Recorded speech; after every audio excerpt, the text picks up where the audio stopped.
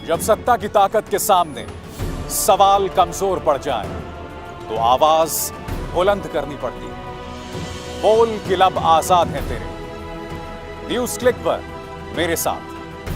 बोल के लब आजाद है तेरे, बोल ज़बां अब तक तेरी है।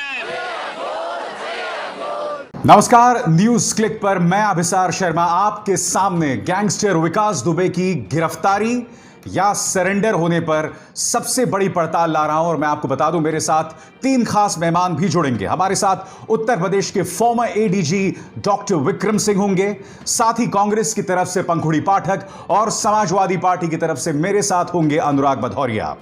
मगर सबसे पहले मैं चाहता हूं कि आप यह तस्वीर देखिए। यहां पर आप देख सकते हैं कि गैंगस्टर विकास दुबे बहुत ही आसानी से महाकाल मंदिर के सामने फोटो खिंचवा रहा है।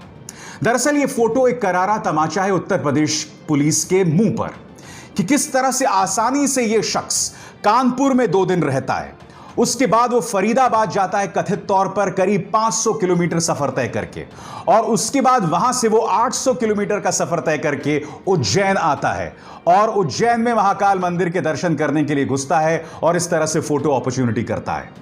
मगर जब वो पकड़ा जाता है या वो सरेंडर करता है तो जबरदस्त ड्रामा होता है। देखिए किस तरह से वो मीडिया के सामने ये चिल्ला रहा है कि मैं हूं विकास दुबे कानपुर वाला। मैं विकास दुबे हूं कानपुर वाला। हवाई नहीं यार, गाड़ी नहीं। अरे यार अंदर ले लो यार, शर्मा जी में मरवाओगे।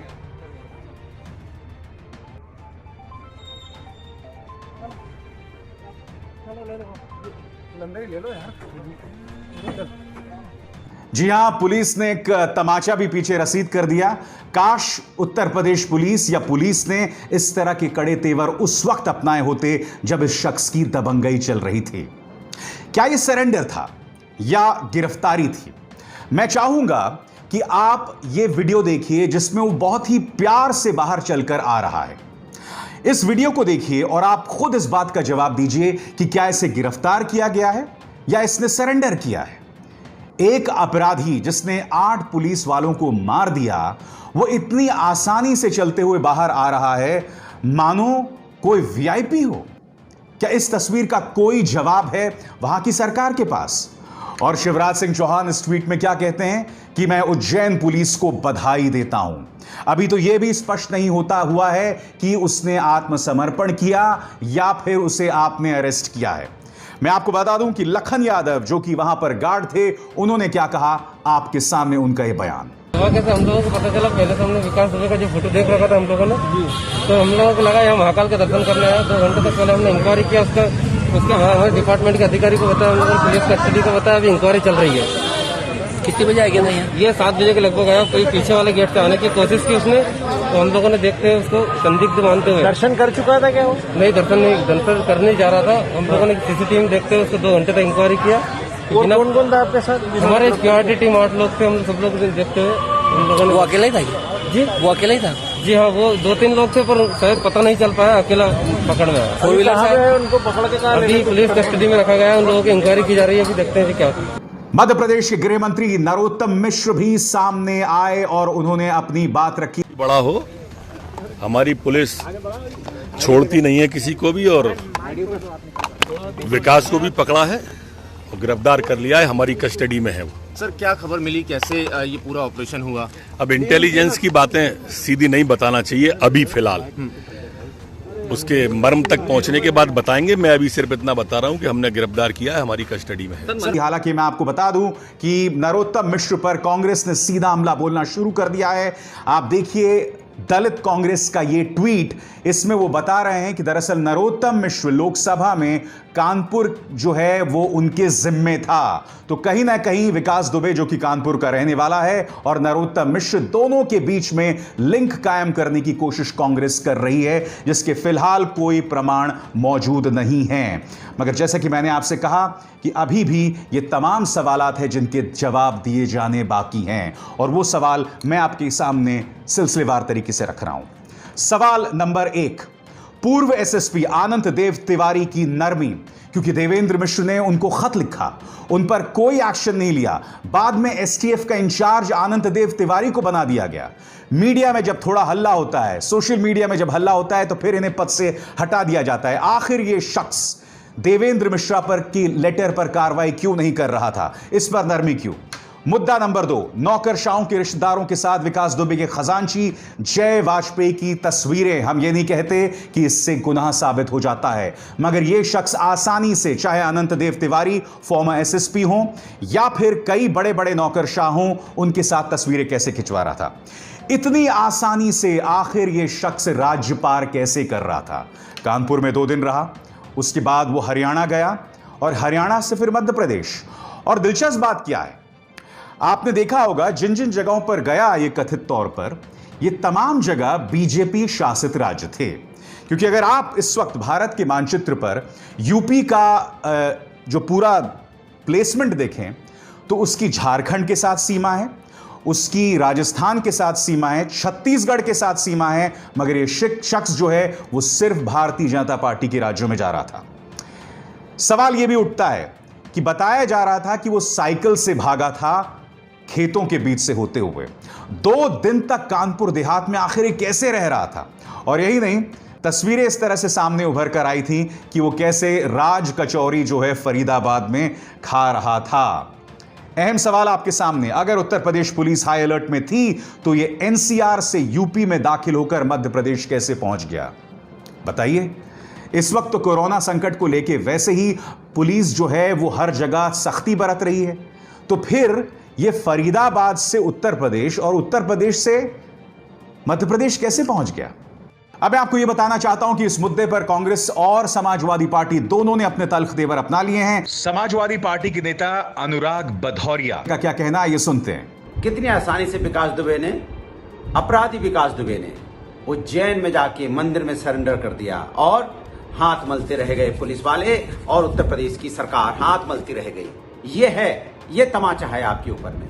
और अब तो वक्त आ गया है कि वो जो कॉल डिटेल निकाल के सार्वजनिक की जाए, किस किस से संपर्क में था, किस अधिकारियों के नौकरशाहों के संपर्क इसके रिश्ते रहे हैं, किस नेताओं के साथ इसके रिश्ते रहे हैं, ये अब पब्लिक के सामने आना चाहिए। पब्लिक जानना चाहती है कौन नौकरशाह और कौन नेता इसको बचाते रहे हैं और कौन नौकरशाह कौन नेता के साथ इसके घनिष्ठ संबंध रहे हैं। ये डिटेल पब्लिक आनी चाहिए, नहीं तो बहुत गंभीर मामला है ये। अगर ये पब्लिक में नहीं आई ये डिटेल तो समझो उत्तर प्रदेश में अपराधी इसी तरह से बचते रहेंगे, अपराध होता रहेगा और पुलिस हाथ मलती रहती रहेगी। इसी तरह से अपने तेवर तल्ख कांग्रेस कर रही है। उनकी नेता पंखुरी पाठक मेरे साथ हैं, आइए उनकी बात सुनते हैं। अभी सर, जैसा कि अब सामने आ रहा है कि विकास 2 दिन कानपुर में ही छुपा था, उसके बाद दिल्ली एनसीआर जाता है, वहां से मध्य प्रदेश पहुंच जाता है, उज्जैन में खुद जाकर मंदिर में दर्शन के बाद कहता है कि मैं विकास दुबे हूं, सिक्योरिटी गार्ड से कहता है पुलिस को बुला लीजिए, मैं सरेंडर करना चाहता हूं। इससे ये समझ में आता है कि जो प्रशासन पे जो उसकी पकड़ है वो बहुत ऊंची है। जो उसके संबंध हैं वो कुछ इस तरह के हैं कि या तो उत्तर प्रदेश पुलिस को पहले दिन से ही गुमराह किया जाता है, उत्तर प्रदेश पुलिस ये जान ही नहीं पाती कि विकास दुबे कहां पर है, उसको बचाकर उज्जैन पहुंचाया जाता है, या फिर उत्तर प्रदेश पुलिस भी ये चाहती थी कि विकास जहां चाहे जब चाहे वहां वो सरेंडर करे। क्योंकि ये तो साफ है कि पिछले 5 दिनों में जो भी हुआ वो विकास दुबे के मुताबिक हुआ, उसने अपनी मन मर्जी से सरेंडर किया। इन दोनों ही हालातों में बहुत बड़े सवाल उत्तर प्रदेश की सरकार पे उठते हैं, प्रशासन पे उठते हैं, पुलिस पे उठते हैं, जहां पुलिस इतनी कमजोर हो गई कि पहले तो विकास दुबे ने जैसा चाहा पुलिसकर्मियों की हत्या कर दी, उसको वहां पे नहीं पकड़ा जा सका और 5 दिन बाद भी उत्तर प्रदेश पुलिस नाकाम थी उसको पकड़ने में और उसने अपनी शर्तों पे आत्मसमर्पण। तो हमारे साथ हैं उत्तर प्रदेश के फॉर्मर एडीजी विक्रम सिंह जी। विक्रम जी, विकास दुबे पकड़ा गया मगर अभी भी रास्ते में टायर खराब हो सकता है। मैं जो आपसे एक चीज जानना चाहता हूं, एक शख्स कानपुर में 2 दिन रहता है, उसके बाद फरीदाबाद जाता है जो कि करीब 500 किलोमीटर है और फिर वहां से 800 किलोमीटर ट्रैवल करके, क्या संभव है बगैर सरकारी मदद के, बगैर मिलीभगत के, बगैर इनपुट्स के ये शख्स इतनी आसानी से ट्रैवल करता? नहीं, मदद इनको जरूर मिली है। आपने बिल्कुल सही प्रश्न उठाया। कुछ मदद हमारे विभाग ने की है, कुछ मदद आपके विभाग ने की है। क्योंकि आज कुछ न कीजिए, टीवी खोल लीजिए, आपको रनिंग कमेंट्री मिलती रहेगी, कहां कौन क्या कर रहा है। और हम लोग भी इतने नादान हो गए हैं कि अपनी न्यूजेषणा की वजह से कि जितने पत्ते हमारे हैं हम सब खोल के बता देते हैं। कम से कम कुछ तो भ्रम पैदा करो, क्योंकि भ्रम भी एक युद्ध कौशल है। अगर पूरब जाना है तो पश्चिम के दो। आपके तो इंटेस्टाइन्स में जो कुछ सब आपने बता दिया न्यूज को, उसको हमसे ज्यादा जानकारी है कि हम करने क्या वाले हैं पुलिस वाले। तो ये चीज इस तरह परहेज करें, ये भी एक नसीहत वाली है। सारे पत्ते न खोरा कर बस कि हम कार्रवाई कर रहे हैं, लेकिन उसको अच्छी जानकारी थी। लेकिन ये संतोष का विषय है विशाल जी, क्योंकि मैं 1981 में नथुआपुर कांड हुआ था जिला एटा में, पूरा अलीगंज थाना मार दिया गया था। इंस्पेक्टर राजपाल सिंह और 13 पुलिसकर्मी। मैं उसके बाद एसएसपी होकर के गया, बीन बीन के सबको मारा गया। छविराम पोती, महावीरा, शिवराज नेक्से, लेकिन 6 महीने लगे थे। तो कहाँ 6 महीने और कहाँ 6 दिन, बहुत अंतर आ गया। तब टीवी नहीं हुआ करता था, तो इसलिए शायद मुझे ये लाभ मिला कि हम क्या प्लान कर रहे हैं उस तक नहीं पहुंचता था। लेकिन आपका कहना सही है, संदेह तो है ही है कि इतने बड़े शिकंजे के बाद आखिर वो कहां से कहां, यहां से फरीदाबाद, फरीदाबाद से उज्जैन कैसे गया, कहां से गया, ये तो विचारणीय है ही है। विक्रम जी, मैं आपसे ये भी जानना चाहता हूं कि देवेंद्र मिश्र, जिन्हें बहुत ही बेरहमी से विकास दुबे ने कथित तौर पर मौत के घाट उतारा, वो फॉर्मर एसएसपी कानपुर को लेटर लिखते हैं। उस लेटर पर कोई कार्रवाई नहीं होती है। बाद में इन्हीं को टास्क फोर्स का हेड भी बना दिया जाता है, और जब ये तमाम चीजें सार्वजनिक होती हैं तो उन्हें हटा भी दिया जाता है। साफ तौर पर ऐसा लग रहा था कि एक बहुत बड़ा धड़ा पुलिस का मानो विकास दुबे के साथ कदम से कदम मिलाकर चल रहा है। क्या कहेंगे आप? सही निष्कर्ष। पूरा थाना लाइन हाजिर किया गया। मैं तो ये समझता था कि पूरे थाने का डिसमिसल होना चाहिए था अनुच्छेद 311 के अंतर्गत। और जो बिंदु आपने उठाया अभिसार जी, इसमें क्षमा का कोई खाना नहीं है।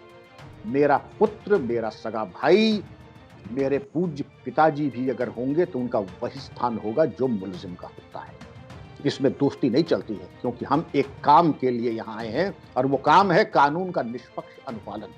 और अगर चिट्ठी की अनदेखी की गई है, इसको पुलिस में कहते हैं गाय का गोश्त खाने के बराबर है। अपराध से भी ऊपर अगर कोई श्रेणी होती है अपराध की, मैं इसको पाप कहता हूं, अपराध नहीं कहूंगा। अपराध तो बहुत छोटा होता है। ये पाप अगर कोई होता है कि हमने भेजी की दी अधीनस्थ के बारे में कदाचार, अनाचार, दुराचार की, उसको हमने ठंडे बस्ते में, नमक हलाली का वास्ता तो देखिए। जब सिर्फ कार्रवाई नहीं हुई, बल्कि उसके ऊपर कोई एक्शन नहीं लिया गया, कोई कार्रवाई नहीं हुई। तो मैं उम्मीद करता हूं मेरी संस्कृति रहेगी, जो भी आईएएस, आईपीएस, राजनेता, एमएलए, एमपी, व्यवसायी, बिजनेसमैन हो जो कि हैं, अब उनको बख्शा ना जाए। कानून ये कहता है गैंग चार्ट बनता है, और गैंग मेंबर्स की वही सजा होती है जो गैंग लीडर की होती है। तो जो सजा विकास दुबे और उसके गैंग मेंबर्स की है, वही सजा इन आईएएस, आईपीएस राजनेताओं की भी होनी चाहिए। देश और प्रदेश कुर्बानी मांग रहे हैं विशाल। बिल्कुल विक्रम जी, और लगातार उसका जो खजांची है जय वाजपेयी, उसके साथ सेल्फीज, फोटोग्राफ्स कई इन्फ्लुएंशियल नौकरशाहों की निकल के आ रही है। अनंत देव तिवारी, जिन्हें हटा दिया गया, हालांकि उनके साथ बाकायदा कई फोटोज अलग अलग एंगल्स में दिखाई दी हैं। वो अनंत देव तिवारी जिन्होंने कोई एक्शन नहीं लिया। ये तमाम चीजें हैं, बहुत ही कल्पना से विचित्र हैं। बिल्कुल आपने सही कहा अभिसार जी। हम लोगों को जब शिक्षा दी थी हमारे 3 फीटी के उस्ताद आलमगीर खान, उन्होंने ये कहा था कि सर आप जब जा रहे हैं, सरकार आपको इस गरीब मुल्क में इतना देती है कि आप छोटे मोटे महाराज की तरह रह सकते हैं, राजा की तरह रह सकते हैं। लेकिन आपको रहना कैसे है?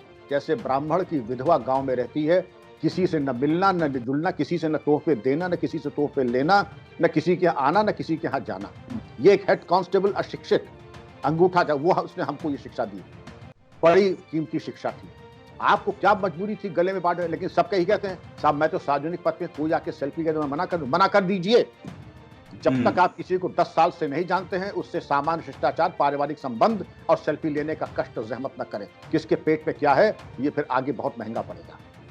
यही नहीं विक्रम जी, मैं आपसे ये भी जानना चाहता हूं कि विकास दुबे ने अपने पूछताछ में 2 बीजेपी विधायकों से रिश्ते की बात की। 2001 में उसने एक बीजेपी के राज्य मंत्री को घुसकर थाने में मार दिया 25 गवाहों की मौजूदगी में। ये भी खबरें आ रही थी कि किस तरह से, मेरे सामने 2001 का वो एक अमर उजाला की खबर है कि भारतीय जनता पार्टी के गुटबाजी के चलते वो कहीं ना कहीं मोहरा बना हुआ था एक नेता द्वारा दूसरे नेता को टारगेट करने के लिए। विकास दुबे कहता था कि मैं मायावती को निजी तौर पर जानता हूं। पॉलिटिकल लिंक्स इस शख्स के जिस तरह से थे, क्या यही वजह है कि पिछले 20 सालों से ये बना हुआ था, इस पर किसी ने हाथ तक नहीं रखा? हाथ नहीं डाला, इसका एक कारण है भ्रष्टाचार। बहुत और भी नजदीकी होंगे, लेकिन उनके खिलाफ तो कार्रवाई होगी, क्योंकि शायद भ्रष्टाचार का वो स्तर नहीं हो पाया। आजकल केवल एक ही कारण है कोई कार्य करने न करने का, लाभ। ला पे बड़े आ की मात्रा और भर। तो जैसे आप दुकानों पे नहीं देखते हैं, मैंने देखा था कई दुकानों पे शुभ लाभ। एक रिटायरमेंट के आखिरी दिन जब मैं गया था, मैंने एक थाने पे भी देखा था शुभ लाभ। हमने कहा ये यहाँ क्यों लगा है? दुर्गा जी की मूर्ति लगी हो, हनुमान जी की समझ में आया, लेकिन शुभ लाभ जब लग गया, मैं बड़े समय से भगवान तुमने मुझे रिटायर कर दिया कि लक्ष्मी का पूजन करने के युग में कम से कम मैं आज रिटायर हो रहा। लाभ, जो जितनी बड़ी रिश्वत दे दे उतना ही ज्यादा काम उसका होगा। तो मैं वो माता चपिता कह के आरती पे थाल लेके पहुंच जाएंगे। और वही चीज मैं आपसे बताना चाहूंगा, इसका पटाक्षेप तो आज हो गया है, लेकिन मैं उम्मीद करता हूं जिसका नाम ये ले उसके खिलाफ भी वही कार्रवाई हो। और ये बीमारी कैंसर की टर्मिनल स्टेज वाली है, ये मामूली सर्जरी से जाने वाली नहीं है।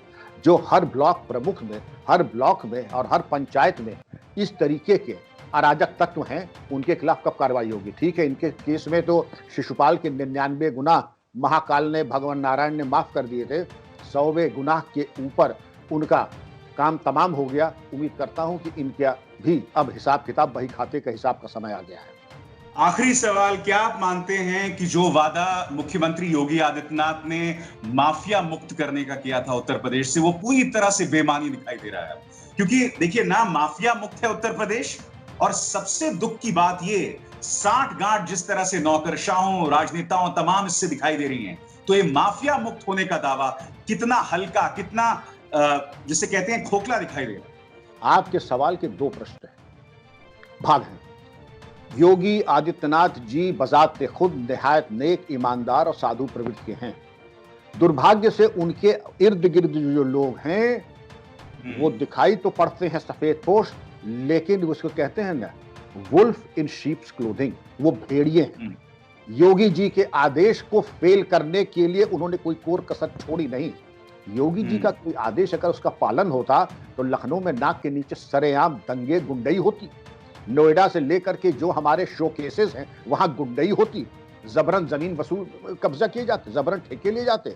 इसका तो मतलब यही कि पावर हाउस में बिजली है, बिजली चली, लेकिन हमारे आपके घर तक नहीं पहुंची। क्यों नहीं पहुंची? क्योंकि तार काटने वाले बेकरारी से तार काट रहे हैं और बिजली जस की तस वहीं की वहीं है। मगर रामराज जी का दावा और वादा तो योगी जी ने किया था ना, और अगर इसके बावजूद हालात उनके कंट्रोल में नहीं है, उनके नौकरशाह उनके कंट्रोल में नहीं है विक्रम जी, तो एक बहुत गंभीर समस्या है। देखिए, जब मुंह में खून लग जाता है तो आसानी से नहीं जाता है। ऊंट बबूल का कांटा खाता है, अब उसका ही खून मुंह में आ रहा है, लेकिन वो समझता किसी दूसरे का खून आ रहा है, उसको चबाता रहता है। यूपी के नौकरशाहों की पुरानी आदत अब जो पड़ चुकी है ऊपरी आमदनी की, वो आसानी से जाने वाली नहीं है। अब ये मौका परमात्मा ने योगी जी को दिया है। कम से कम 5 IAS, 5 IPS, 15 PPS और 100 सिपाही, 10 MLA, 2-3 MP जेल भेज दें, डिसमिस कर दें और उनकी संपत्ति कुर्क कर दें। मैं समझता हूं अमर हो जाएंगे योगी जी और उनकी सरकार, अमर हो जाए। चलिए, बहुत बहुत शुक्रिया विक्रम जी, हर बार की तरह बेबाकी से अपनी बात रखने के लिए। तो ये थे हमारे साथ उत्तर प्रदेश के पूर्व ADG विक्रम सिंह, जो कि बता रहे थे कि सियासत, गैंगस्टर्स और नौकरशाह और पुलिस वालों के बीच का पाताल लोक लिंक दरअसल है क्या। हम आपको यह भी बता दें कि इससे पहले विकास दुबे से जुड़े 5 लोगों का एनकाउंटर हो चुका है। आज सुबह ही 2 लोगों का एनकाउंटर हुआ, बउआ दुबे और प्रभात मिश्र। मैं आपको बता दूं कि बउआ दुबे, जिस पर जो 50,000 का इनामी गुंडा था और विकास दुबे का खास था, उसे इटावा जिले में मारा गया। पुलिस ये बता रही थी कि वो लोग स्कॉर्पियो में सवार थे और उन्होंने जबरदस्ती एक स्विफ्ट डिजायर को लूटा और उसके बाद पुलिस ने उनका सामना किया। स्विफ्ट डिजायर जो है वो पेड़ से टकरा गई और पुलिस ने उन पर गोलियां चला दी।